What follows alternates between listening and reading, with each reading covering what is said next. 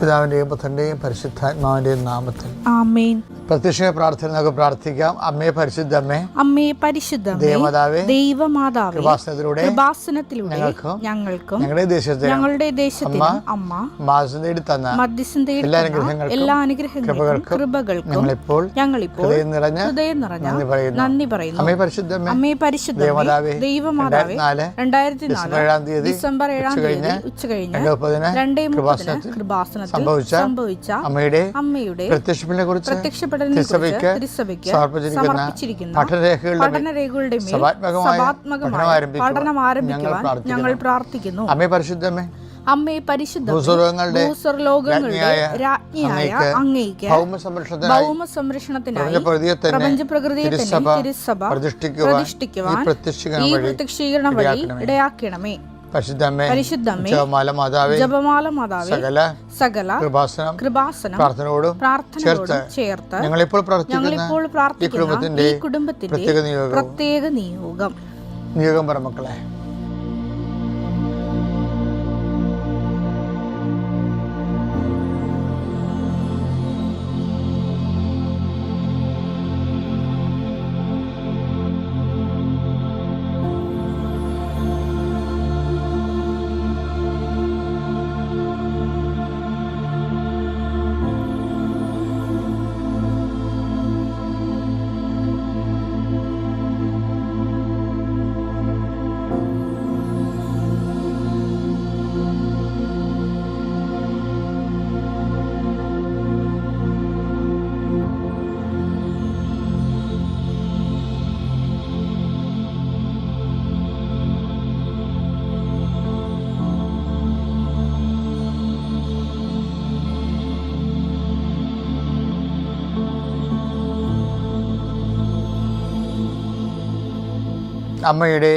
അമ്മയുടെ പ്രത്യക്ഷീകരണത്തിന്റെ അനുഗ്രഹവേളയിൽ ഞങ്ങൾക്ക് സാധിച്ചു തരുവാൻ കനിയണമേ.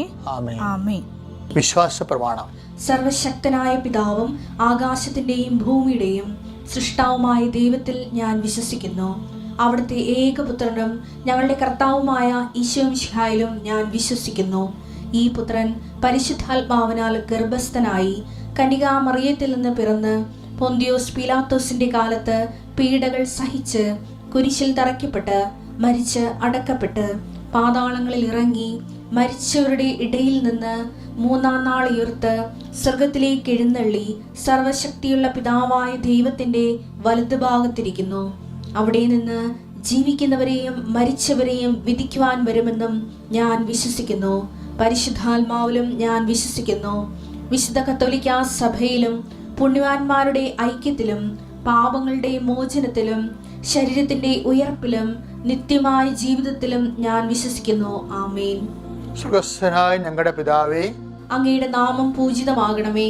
അങ്ങയുടെ രാജ്യം വരണമേ. അങ്ങയുടെ തിരുമനസ് സ്വർഗത്തിലെ പോലെ ഭൂമിയിലും ആകണമേ. അന്നു വേണ്ടുന്ന ആഹാരം ഇന്ന് ഞങ്ങൾക്ക് തരണമേ. ഞങ്ങളോട് തെറ്റ് ചെയ്യുന്നവരോട് ഞങ്ങൾ ക്ഷമിക്കുന്നത് പോലെ ഞങ്ങളുടെ തെറ്റുകൾ ഞങ്ങളോടും ക്ഷമിക്കണമേ. ഞങ്ങളെ പ്രലോഭനത്തിൽ ഉൾപ്പെടുത്തരുതേ, തിന്മയിൽ ഞങ്ങൾ രക്ഷിക്കണമേ. ആമേൻ. നന്മ നിറഞ്ഞ മറിയമേ, സ്വസ്തി. കർത്താവ് അങ്ങയുടെ കൂടെ സ്ത്രീകളിൽ അങ്ങ് അനുഗ്രഹിക്കപ്പെട്ടവളാകുന്നു.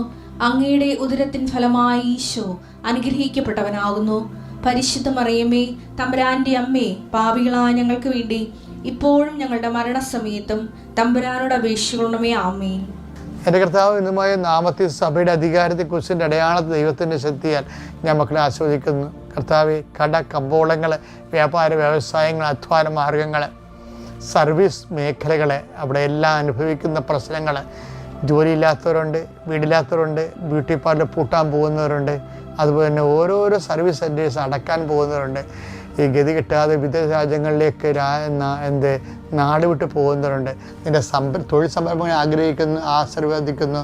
തൊഴിലില്ലാത്തവർക്ക് തൊഴിൽ ലഭിക്കുന്നതിന് വേണ്ടി പുതിയ ഒരു വിഷയം അവരുടെ ജീവിതത്തിൽ കടന്നു വരാൻ ഇത് ചെയ്താൽ ശരിയാകും, ഇതാണ് വഴി, ഇതിലേ പോവുക എന്ന് പറഞ്ഞുകൊണ്ട് കർത്താവെ പുതിയ വഴി കാണിച്ചുകൊണ്ട് ആ വഴിയിലൂടെ അട്ടിത്തെളിച്ചു കൊണ്ടുപോകുന്ന നിൻ്റെ ഇടയ ചൈതന്യത്തെ ആദരിക്കുകയും ആരാധിക്കുകയും ചെയ്യുന്നു. എൻ്റെ കർത്താവിൻ്റെ ഉന്നതമായ നാമത്തിൽ സഭയുടെ അധികാരത്തിൽ വിദ്യാഭ്യാസ മേഖലകളിലെ കുഞ്ഞുങ്ങൾ അനുഭവിക്കുന്ന മേൽഗതിക്ക് വേണ്ടി ഉയർന്ന വിദ്യാഭ്യാസത്തിന് വേണ്ടി ശ്രമിക്കുന്നവർക്ക് അഡ്മിഷൻ കിട്ടാതിരിക്കുകയും അവർക്ക് ഏത് സബ്ജക്റ്റ് എടുക്കണം, ഏത് കോളേജിൽ നിനക്ക് വന്ന് കൺഫ്യൂഷൻ കൊണ്ട് പ്രാർത്ഥിക്കുന്ന മക്കളും അവരുടെ മാതാപിതാക്കന്മാരെ ഈ നിമിഷം ഞാൻ ആശീർവദിക്കുന്നു.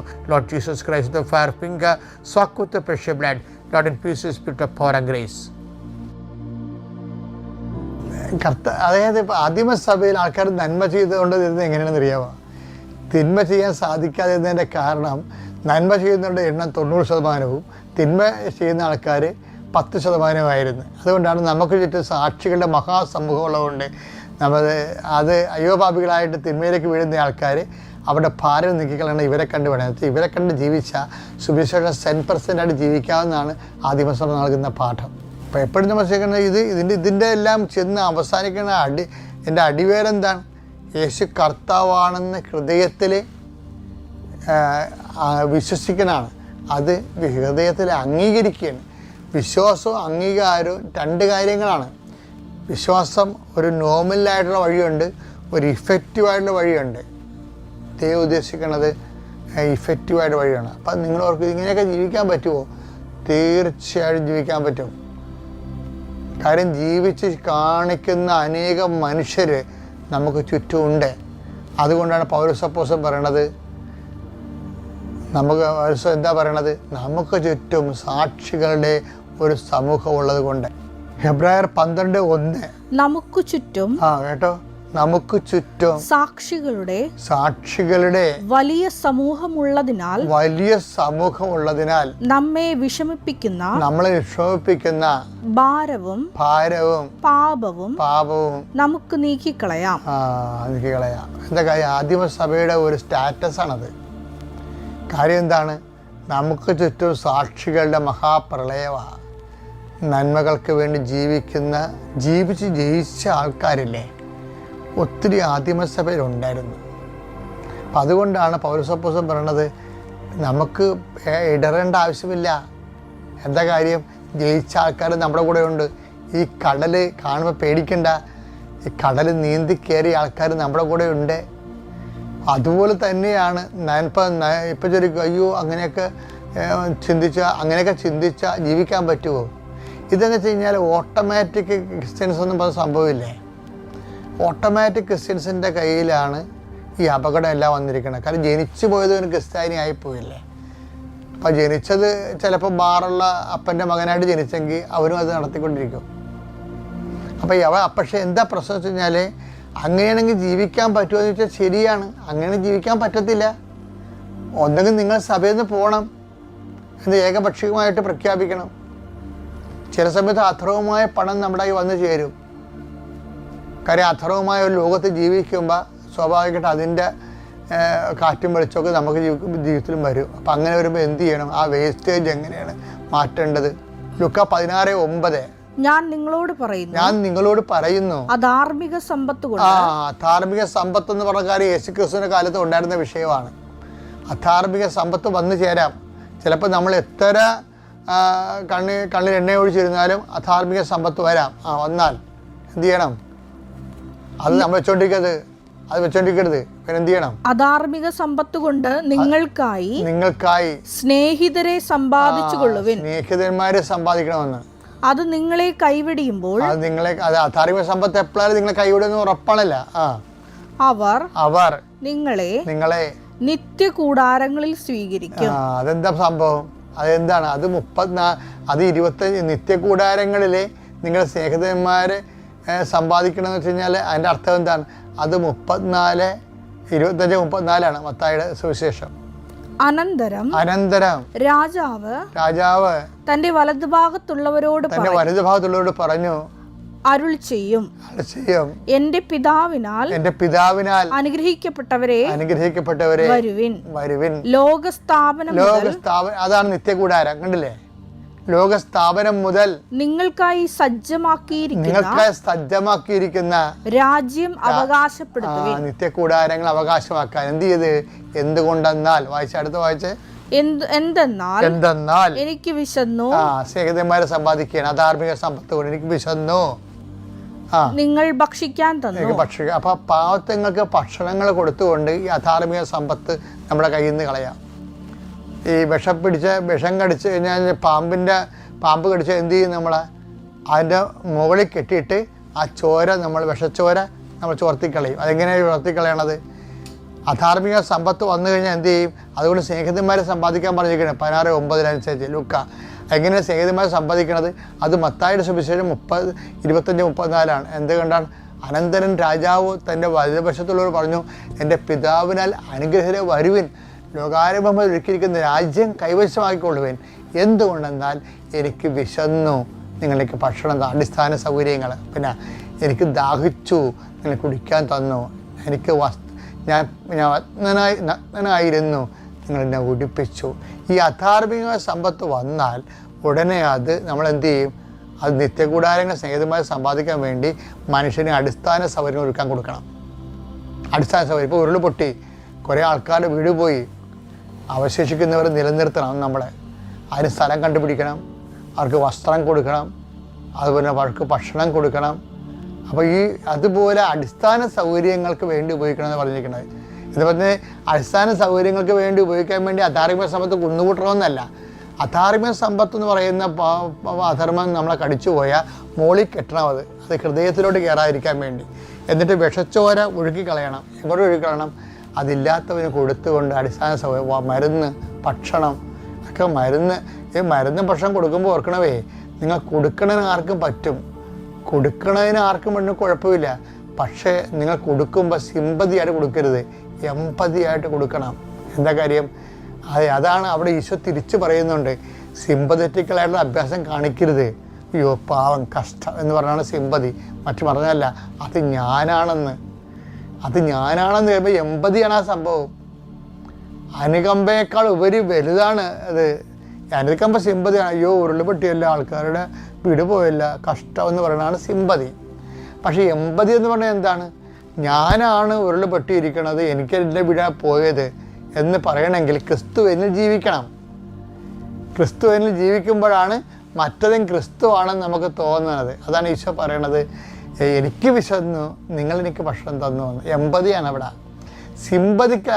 പല ആൾക്കാരും സിമ്പതികളായിട്ടും പലപ്പോഴും വരുന്ന, അതുകൊണ്ട് സിമ്പതികളായിട്ടാണ് ചെയ്യുക. സൽപ്രവർത്തികൾ ചെയ്യുന്നുണ്ട്, പക്ഷേ സിമ്പതിക്കലായിട്ടാണ് ചെയ്യണത്. സിമ്പതിക്കായിട്ട് ഇതിനെ വർക്കൗട്ട് ചെയ്യത്തില്ല. മറിച്ച് എന്താണ്? എമ്പതറ്റിക്കലായിട്ടാണ് ചെയ്യേണ്ടത്. അത് കർത്താവാണെന്ന് നോക്കി ചെയ്യണം. അതാണ് എനിക്ക് വിശന്നു, എനിക്ക് ദാഹിച്ചു, ഞാൻ പരദേശിയായിരുന്നു എന്നൊക്കെ പറയണത്. അവിടെ ദൈവത്തെ കാണാനാണ് പറയണത്. അപ്പോൾ ദൈവത്തെ കണ്ടുകൊണ്ട് ഈ അധാർമിക സമ്പത്ത് അവർ ദൈവത്തെ കണ്ടുകൊണ്ട് ദൈവത്തിന് വേണ്ടി തന്നെയാണ് അത് ചെയ്യണത്. എന്ന് വെച്ച് കഴിഞ്ഞാൽ എന്താണ്? അത് ദൈവത്തിന് വേണ്ടി തന്നെ കൊടുത്ത് നമ്മുടെ ദൈവത്തിൻ്റെ പേരിൽ അത് അർഹിക്കുന്നവർക്ക് കൊടുത്തുകൊണ്ട് ആ ചാപ്റ്റർ നമ്മൾ വിശുദ്ധിയിലേക്ക് പ്രാർത്ഥിക്കാൻ കഴിയും. ഇപ്പം സഭയിൽ നിന്ന് പോകേണ്ട കാര്യമൊന്നുമില്ല. സഭയിൽ നിന്നുകൊണ്ട് തന്നെ നിൻ്റെ അധാർമിക സമ്പത്ത് മുഴുവനും നിനക്ക് വിഷം മുഴുവൻ ഒഴുക്കി കളയാം. അപ്പം നിങ്ങളയ്യോ എൻ്റെ മക്കൾക്ക് വേണ്ടി സമ്പാദിപ്പിക്കണം എന്നൊക്കെ പറയത്തില്ലേ? ചില മക്കളെ എന്തുകൊണ്ടാണ് തല തിരിഞ്ഞ് ദുർവിന് പോണതിൻ്റെ കാരണത്താൽ അവിടെ കയ്യിൽ അപ്പന്മാരും പൂർവ്വം സംഭവിച്ച അധാർമിക സമ്പത്തുണ്ടാകും. സംശയമില്ല കാര്യത്തിൽ. അതുകൊണ്ടല്ലേ ചില മക്കൾ പറഞ്ഞു അപ്പൻ്റെ സ്വത്ത് എനിക്ക് വേണ്ടെന്ന് പറഞ്ഞാൽ എന്തുമാത്രം പേരുണ്ട്. എന്താ കാര്യം? അപ്പൻ്റെ സ്വത്ത് ഉണ്ടാക്കിയത് എങ്ങനെയാണെന്ന് അറിയാം. ആ പാപത്തിൻ്റെ പണം കൊണ്ട് അക്കൽദാപം മേടിക്കേണ്ട കാര്യമില്ല, ശവപ്പറമ്പ് മേടിക്കേണ്ട കാര്യമില്ല. അപ്പം അതുകൊണ്ടാണ് അവർ വിശുദ്ധിയോടെ മാറുന്നത്. അങ്ങനെ മാറുന്നതുകൊണ്ട് റിസ്ക്കാണ്. പക്ഷെ അതൊക്കെ കൃപ കിട്ടിയ ആർക്കും ഒന്നും റിസ്ക് അല്ല. റിസ്ക് എന്നൊക്കെ പറഞ്ഞാൽ കൃപയില്ലാത്ത ഒരവസ്ഥക്കാണ് റിസ്ക് എന്ന് പറയണത്. സാഹസികം എന്ന് പറയണില്ലേ? അതിനൊക്കെ സഹായിക്കാൻ കർത്താവില്ലാത്തപ്പോഴല്ലേ സാഹസികം ഉണ്ടാകണത്. സഹായിക്കാൻ അപ്പം നമ്മുടെ സഹായം കർത്താവ് സഹായിക്കുന്നില്ലെങ്കിൽ എല്ലാം സാഹസികമായി മാറും. കർത്താവ് സഹായിക്കുന്നില്ലെങ്കിൽ ഇപ്പം കർത്താവിനെ കൂടെ നിർത്തുക എന്നുള്ളതാണ് എന്ന് പറയുമ്പോൾ സാഹസികം പോലും ഇല്ലാതെ ഇരിക്കും. ഇപ്പോൾ അനായാസമായിട്ട് സാഹസികമല്ലാത്തൊരു ജീവിതം സാഹസികം പോലെ ജീവിക്കാനാണ് കർത്താവിൻ്റെ സഹായത്തിന് വിളിക്കുന്നത്. Praise the Lord. അത്യപൂർവ ദൈവാനുഭവങ്ങൾ ഇനി നിങ്ങൾക്കും സ്വന്തം. ഈ യൂട്യൂബ് ചാനൽ ഇതുവരെ സബ്സ്ക്രൈബ് ചെയ്തിട്ടില്ലെങ്കിൽ ഇപ്പോൾ തന്നെ സബ്സ്ക്രൈബ് ചെയ്യുക. ഈ വീഡിയോ ഇപ്പോൾ തന്നെ നിങ്ങളുടെ സുഹൃത്തുക്കൾക്ക് ഷെയർ ചെയ്തുകൊണ്ട് കർത്താവിൻ്റെ പ്രേക്ഷിതരാകുക.